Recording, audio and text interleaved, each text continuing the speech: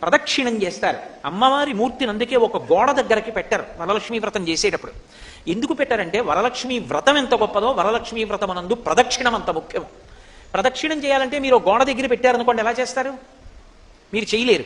ప్రదక్షిణం చెయ్యాలంటే ఒక గది మధ్యలోకి ఉంచాలి. ఉంచితే మీరు ప్రదక్షిణం చెయ్యగలరు. ప్రదక్షిణం అంటే దక్షిణం అంటే కుడి, ప్రదక్షిణం ఎప్పుడూ కుడివైపుకు ఉంచి తిరుగుతా. కాబట్టి ప్రదక్షిణం. ఇప్పుడు అమ్మవారు మధ్యలో ఉంది, చుట్టూ తిరుగుతున్నారు గుండ్రంగా. తిరుగుతున్నప్పుడు ఆవిడ కుడి చేతి వైపుకు ఉంది, కానీ తిరుగుతున్నప్పుడు పదఘట్టనము వినపడకూడదు.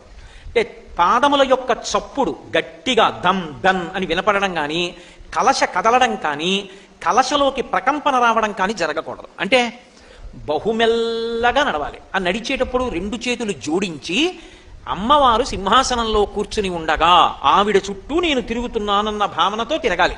3 మార్లు తిరిగి పంచాంగ నమస్కారం చెయ్యాలి. ఆడవారికి సాష్టాంగ నమస్కారం లేదు.